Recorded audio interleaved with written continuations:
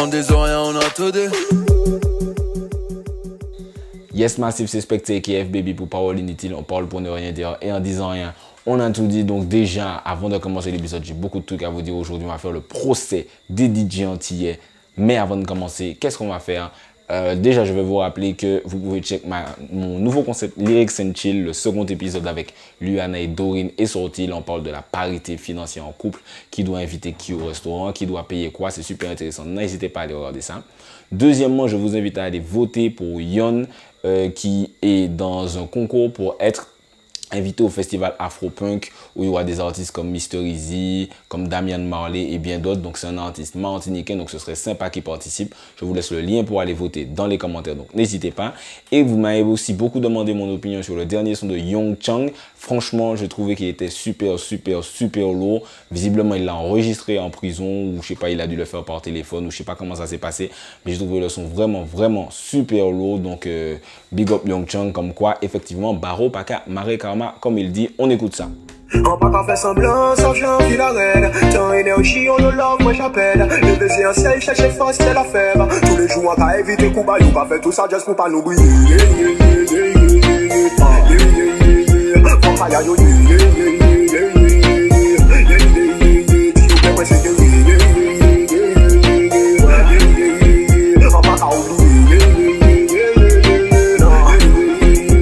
Maintenant, passons au procès des DJ antillais. Bon, voilà.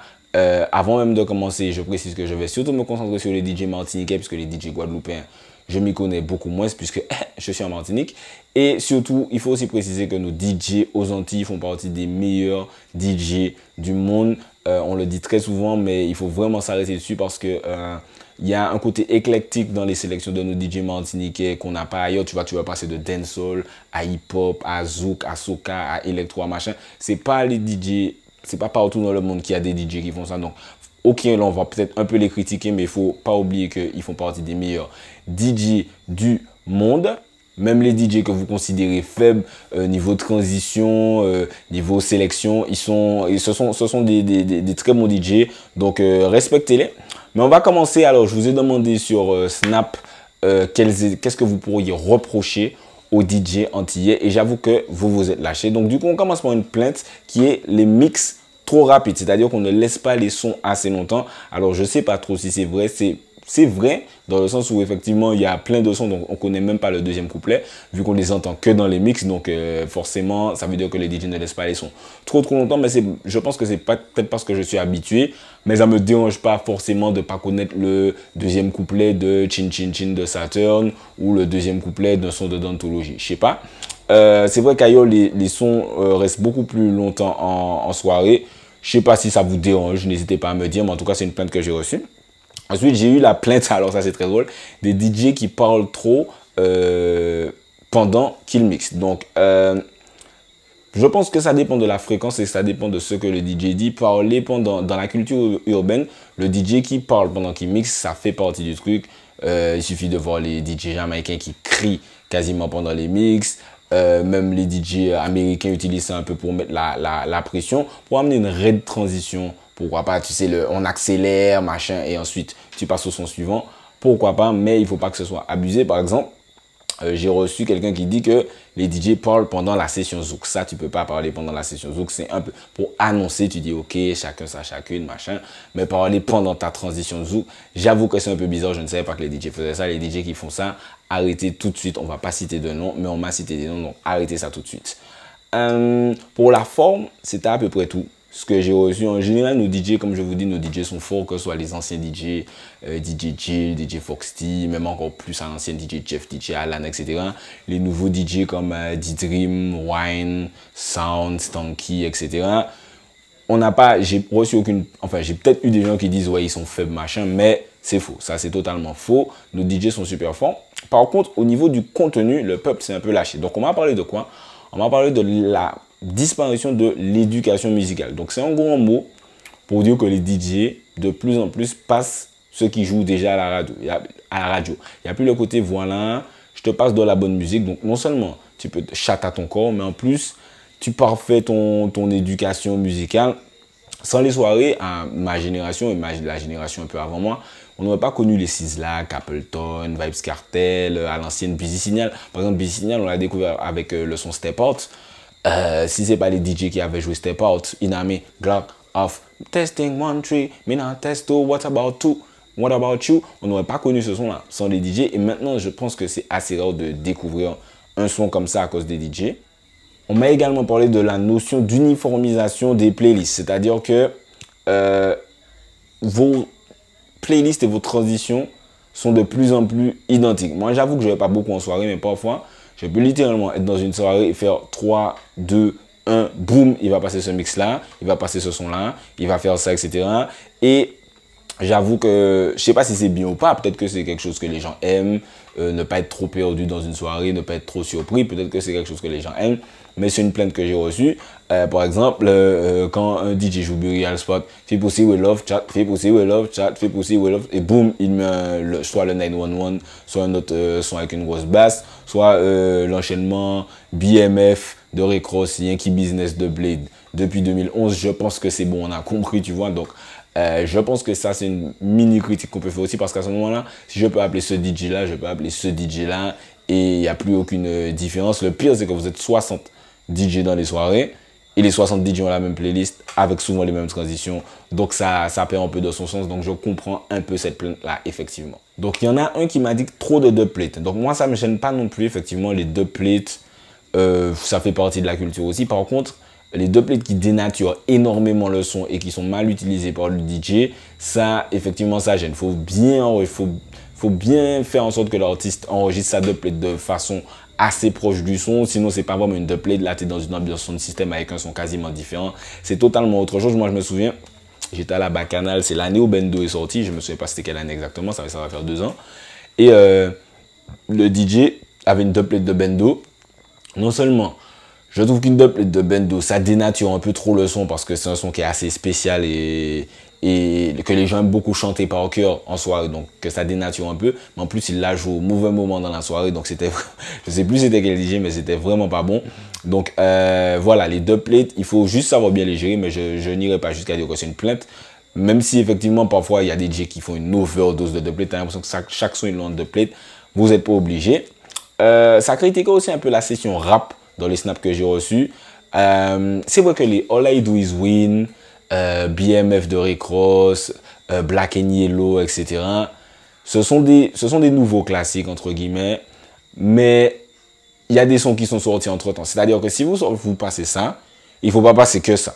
Tu as l'impression que, tu sais, la session rap de 2011, quand j'allais au Coconut, j'ai l'impression que quand j'ai été au concert de Kalash, là, il y a peut-être un mois et demi maintenant, c'est la même session rap que j'ai entendue. Ça m'a un peu dérangé d'entendre We Them Boys de Wiz Khalifa, machin, alors qu'il y a énormément de sons qui sont...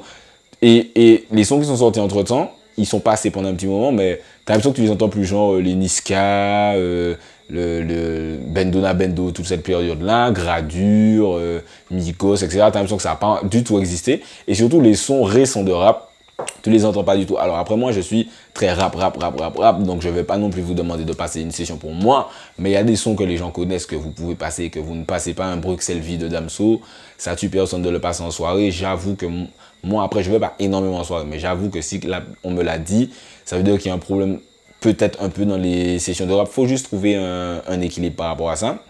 Autre chose que j'ai entendu, c'est les remixes de Vybz Kartel. Vous pouvez arrêter avec ça. Effectivement, c'est vrai que après, c'est quelque chose que le public aime énormément. Là, je parle surtout en Martinique. Le côté Vybz Kartel sur le Walpix Redeem, Vybz Kartel sur le EDF Redeem, Vybz Kartel sur sa Shendou Pussy Dem, None of Them Pussy Dem. Ça, c'est quelque chose que tu as l'impression que c'est une session entière en soirée, les remixes de Vybz Kartel. Donc bon, c'est vrai que le public aime ça, de toute façon, et je vais revenir au-dessus, l'hypocrisie du public, mais peut-être que les DJ en usent et en abusent.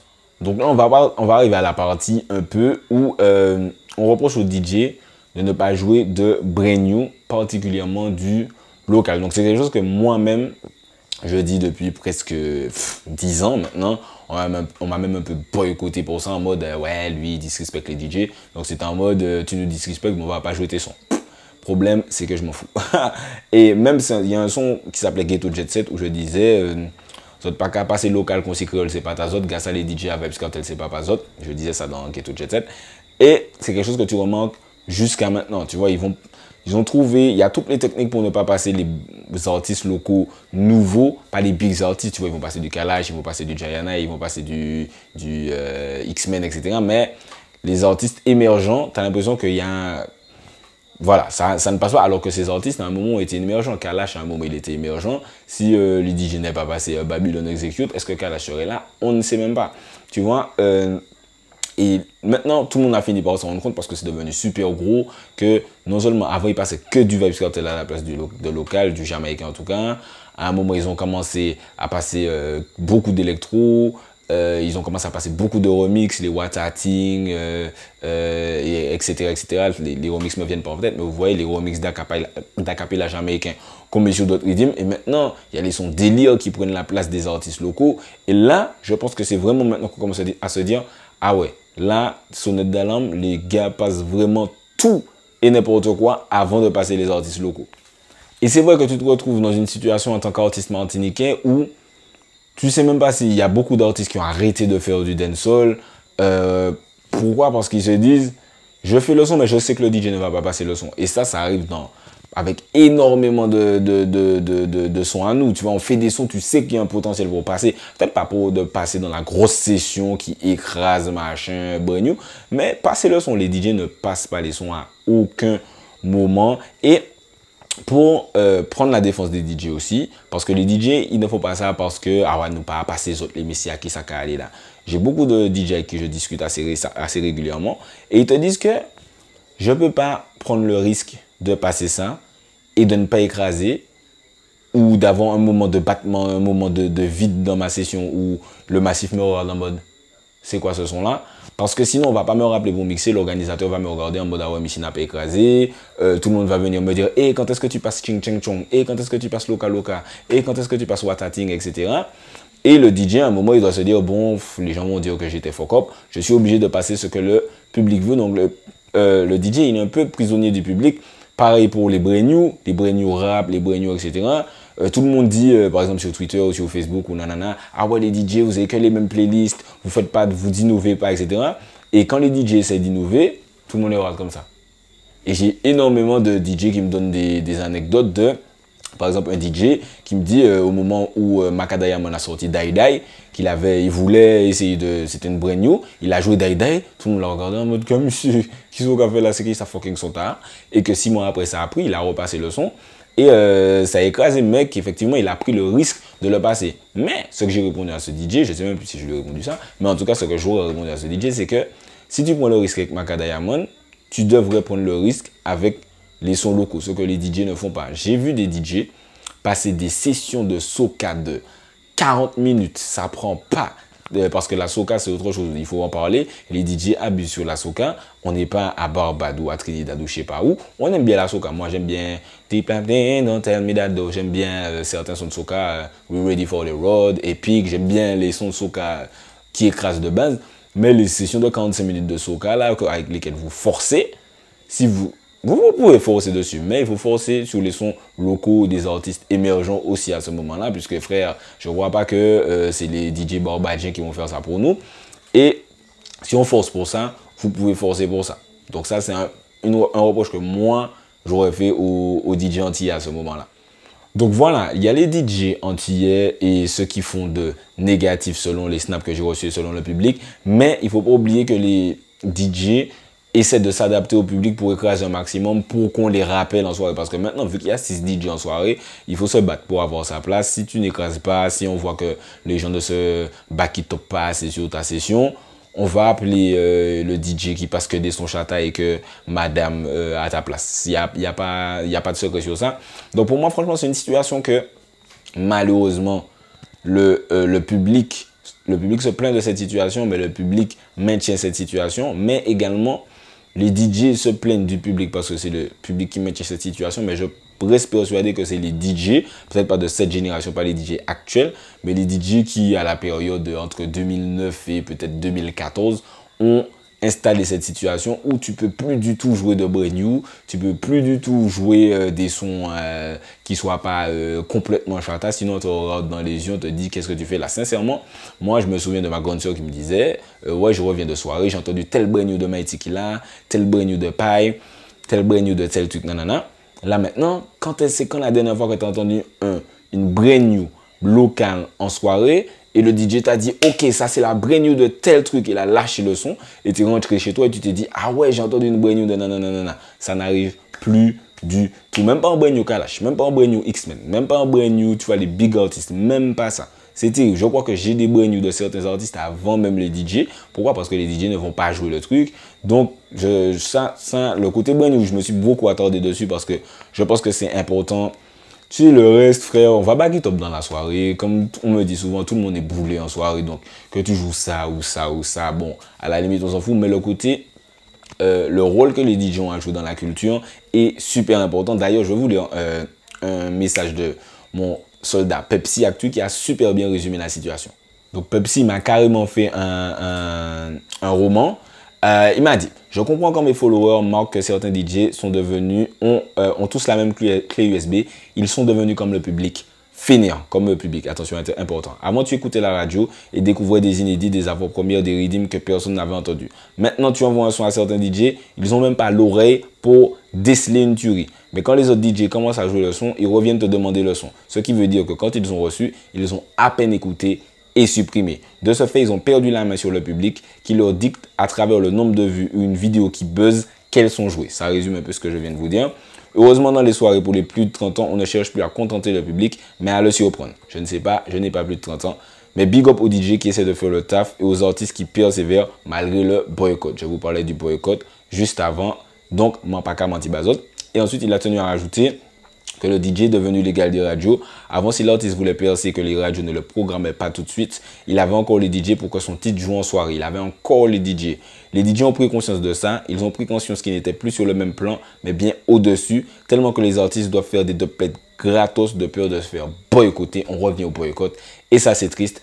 Donc après, c'est pas vraiment un boycott. Je pense que c'est pas quelque chose de méchant, mais par exemple, bon, je le cite, c'est pas pour me plaindre pour lui en mode on pleure en déchets, etc. Mais je me souviens que Dantology avait un son qui s'appelait Badman sur un rythme de DJ Dan que tous les DJ jouaient à une période, je crois que c'était 2011, 2012, 2013 par là. Et Def J avait un son sur le même rythme qui s'appelle Chanté By. Le truc a plus de 50 000 vues sur YouTube. Les DJ ne le jouaient pas, ils jouaient le son de Dantology.